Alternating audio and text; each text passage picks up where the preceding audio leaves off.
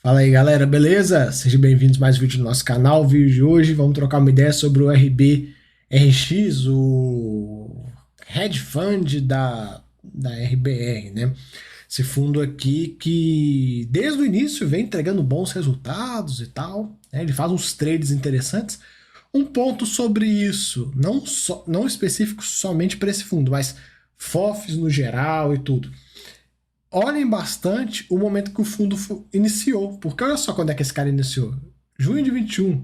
Sendo que, sim, né, ele foi crescendo e tal. Ele cresceu no momento onde o mercado estava muito amassado. Aí agora que o mercado subiu um pouquinho, é muito fácil fazer trade, né? Então, é sempre um ponto bom, legal de olhar, porque senão você fica assim, caraca, esse fundo aqui tá entregando pra caramba e tal, não sei o quê. Puta, é o melhor fundo do planeta Terra. Não, ele só nasceu na hora certa, né? Então tomem cuidado com isso. É um fundo pequeno, 180 milhões aí, patrimonial 95, tá com uma reserva bem vultosa. Esse mês ele fez uma bela de uma reserva, né? 6 mil cotistas, e ele tem ações, ele tem CRIs, ele tem cota de fundo imobiliário também, ele tem um X-tudo, né? Aquela pegada de hedge fund mesmo, né? Só não tem imóvel, só não tem tijolo diretamente. Mês anterior pagou 1,10, desse mês agora 1,5, em linha com o que ele paga normalmente, né? Você pegar que o fundo desde o início já pagou R$ 34 e tal, que dá um dividendo de 14% ao ano, que é em linha com o que ele está pagando agora. No mês de outubro, ele pagou esse 1,5 e está com uma reserva gigante. Por quê? Porque ele fez um belo de um ganho nesse mês. Vendeu o XPME, 100% da posição XPME e HGLG, e fez um lucro só de R$ 1 por cota. Assim, não, um troquinho de pão, né? E aí ele segurou uma reserva boa. Ele comenta, né, que ele entrou tanto na oferta do XPML quanto da HGLG, 3 meses depois vendeu a posição e fez um ganho bem legal. E ele comenta, né, com os recursos dessas vendas, dessas duas vendas, ele vai aí investir em equity diretamente. Né? É um projeto também em comparação residencial em São Paulo que deve não vai trazer retornos bem interessantes para o fundo. Lembre-se, toda vez que um fundo investe em equity, tem que ter um retorno absurdo, cara. Não tem como você investir em equity e não ter um retorno bom. Né? Não faz sentido. Né? Você vai ter o risco do equity para receber, igual tem uns fundos de desenvolvimento aí que paga tipo 1,3% ao mês. Porra, tá de sacanagem, né? Tá me tirando. Pra vocês terem uma ideia, até um ponto sobre isso, né? Tem até um primo que mexe com essa questão de construção e tal, incorporação, tudo mais. O retorno, cara, vai depender da duração do investimento. Mas, tipo assim, em projetos que tem uma duração de, se você entrar hoje com 36 meses para frente, seu ganho é mais de 100%, né? E se você entra num projeto mais curtinho, de 18 meses, seu ganho é na casa de uns 30 até 40%, vai depender. Então, assim, quando eu vejo um fundo de desenvolvimento que constrói um imóvel e tal, entregando para o cotista só 1,3, eu falo, cara, tem uma coisa muito errada aqui. Né? Tem uma coisa muito errada. Equity tem que dar um retorno absurdo mesmo. Se não der um retorno absurdo, alguma coisa está errada. Então, o risco que você se expõe e tal, não vale a pena se for para receber pouco. Então, isso aqui certamente vai dar uma grana legal para o fundo.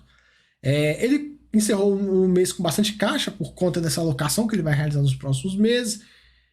E ele vem aqui falando um pouco das ações de shopping center, comentando um pouco da Allianz Sonai, né, agora a Alus, que saiu vendendo alguns ativos por aí, para reforçar o caixa, para fazer novos investimentos. Aquele movimento normal que a empresa de shopping costuma fazer, junto com o fundo imobiliário, ela pega o portfólio, pega o cara que não está gostando muito, vende para o fundo, e aí ela pega esse dinheiro e investe em outros ativos. Então foi isso que eles fizeram, né, reforçaram o caixa e tal. E tem o resultado do terceiro trimestre que deve sair em breve, né, não só da Allianz Sonai, mas de mais variadas empresas, e na visão deles a expectativa é que seja algo positivo. Aqui como é que o fundo está colocado hoje?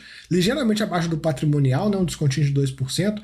Você tem 64% do fundo em ações, ações em crise, CDI mais 4,2%, uma taxinha interessante. 10% em ações, sendo Alus e Iguatemi, né? E você tem 11, quase 12% praticamente em fundos imobiliários. Essa é a pegada desse fundo hoje. Em breve a gente vai ter mais uma linha aqui com aquele equity que ele vai investir, né? Aqui a tabela de sensibilidade dele, ele coloca pra gente e tal, como é que tá aí o retorno esperado. SG a gente pula. Parte de mercado, galera, comentário macro. Como esse fundo faz muito trade, um ponto que a gente tem que ficar esperto é o seguinte: vocês estão vendo o que está acontecendo aí a bagunça fiscal, a zona que está sendo feita no mercado por conta do governo falando algumas merdas, principalmente no Haddad depois daquela entrevista que ele deu.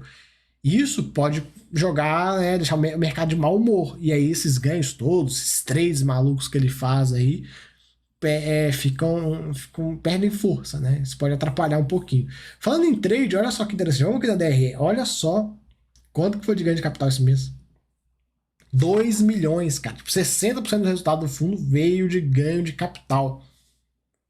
Agosto, praticamente metade.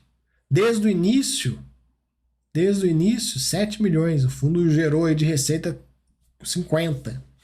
Então é um fundo que faz muito trade. Né? Ele faz muito trade. Isso é sempre bom ficar esperto. No ano de 23, 26 milhões de receita, 4 milhões foi de giro.